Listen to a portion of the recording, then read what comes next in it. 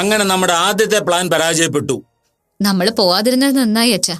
അല്ലെങ്കിൽ ഞാനും വിസ്മയും ഒരേ വേഷത്തിൽ അവിടെ നിന്ന് ആകെ ചമ്മലായന്.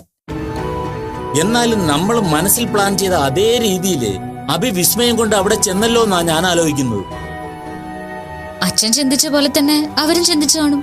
അതെ, അപ്പൊ അഭിരാമി രണ്ടും കൽപ്പിച്ചതിന് ഇറങ്ങി തിരിച്ചിരിക്കുക. അവള് മിടിക്കുക.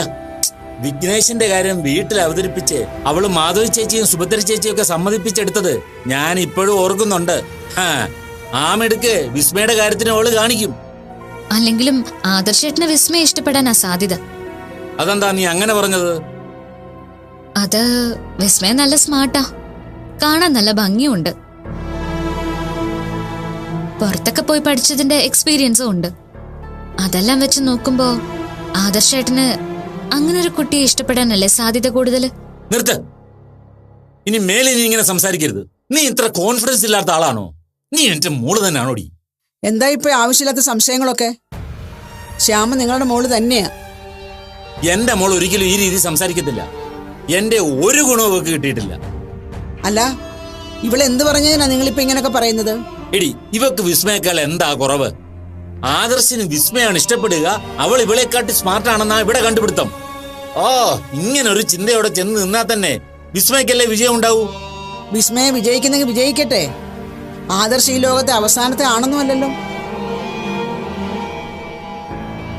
എന്തിനാ ഇങ്ങനൊരു മത്സരബുദ്ധി? ഞാനിത് എത്ര പ്രാവശ്യം നിങ്ങളോട് പറഞ്ഞു. നീയാണ് ശ്യാമയുടെ മനസ്സിൽ ആവശ്യമില്ലാത്ത നെഗറ്റീവ് ചിന്തകൾ ഉണ്ടാക്കി ഇവിടെ കോൺഫിഡൻസ് കളയുന്നത്. അല്ലച്ചാ, അമ്മ എന്നോട് ഇതിനെപ്പറ്റി ഒന്നും സംസാരിച്ചിട്ടില്ല. ആഹാ, അപ്പൊ നീ ഇതുവരെ സംസാരിച്ചില്ല അല്ലേ? ഞാൻ നിന്നോട് പറഞ്ഞല്ലേ ലളിതേ, ആവശ്യമുള്ള കാര്യങ്ങളൊക്കെ ഇവക്ക് പറഞ്ഞു കൊടുത്ത് ശ്യാമയെ റെഡിയാക്കി എടുക്കണമെന്ന്. അച്ഛാ, അതൊക്കെ അമ്മ സംസാരിച്ചു. വിസ്മയുടെ കാര്യമൊന്നും പറഞ്ഞില്ലെന്നാ ഞാൻ പറഞ്ഞത്. മോളെ, ലളിത നിന്നോട് സംസാരിച്ചാലും ഇല്ലെങ്കിലും ഞാനൊരു കാര്യം പറയാം. നീ മിടുക്കിയാണ്, നിനക്ക് എല്ലാ കഴിവുകളും ഉണ്ട്. ആദർശി വിവാഹം കഴിക്കാൻ പോകുന്നത് നിന്നെയാണ്. അവൻ നിന്നെ മാത്രമേ ഇഷ്ടപ്പെടൂ. ഇത്രയും കാര്യങ്ങൾ നീ മനസ്സിൽ അങ്ങ് ഉറപ്പിക്കണം. ഈ കാര്യങ്ങളെല്ലാം സത്യമാക്കാൻ വേണ്ട എല്ലാ കാര്യങ്ങളും ഞാൻ നിനക്ക് വേണ്ടി ചെയ്യും.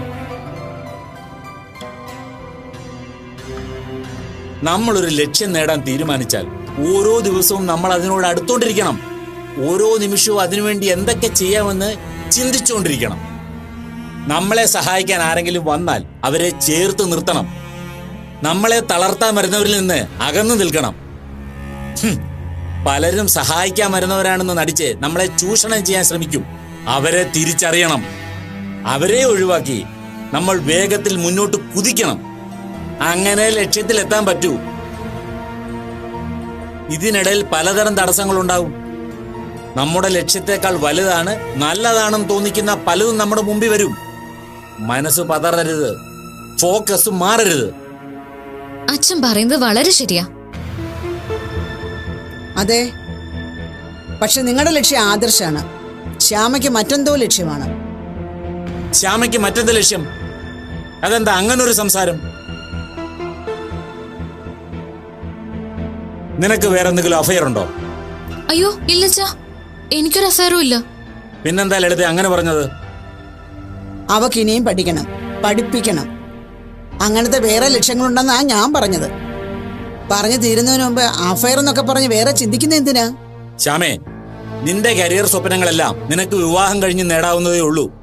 ആദർശ് അതിനൊക്കെ നിന്നെ സപ്പോർട്ട് ചെയ്യുകയും ചെയ്യും. അതുകൊണ്ട് വിവാഹം കഴിയുന്നത് വരെ നീ ആദർശിനെ നേടുന്ന കാര്യത്തിൽ മാത്രം കോൺസെൻട്രേറ്റ് ചെയ്താൽ മതി.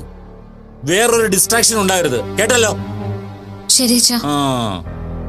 മോളെ ലളിതേ, നീ നിന്റെ പണി നോക്കി പോയേ. ഞാൻ ആവശ്യത്തിനുള്ള കാര്യങ്ങൾ ഇവക്ക് പറഞ്ഞു കൊടുത്തിട്ടുണ്ട്. അവൾ അതിനെപ്പറ്റി ചിന്തിക്കട്ടെ. അതിനിടയ്ക്ക് നിന്റെ ലോക്കൽ ആശയങ്ങൾ അവളുടെ മനസ്സിൽ കയറ്റി അവൾക്ക് കൺഫ്യൂഷൻ ഉണ്ടാക്കല്ലേ. ഓക്കെ, പോകാൻ പറഞ്ഞില്ലേ?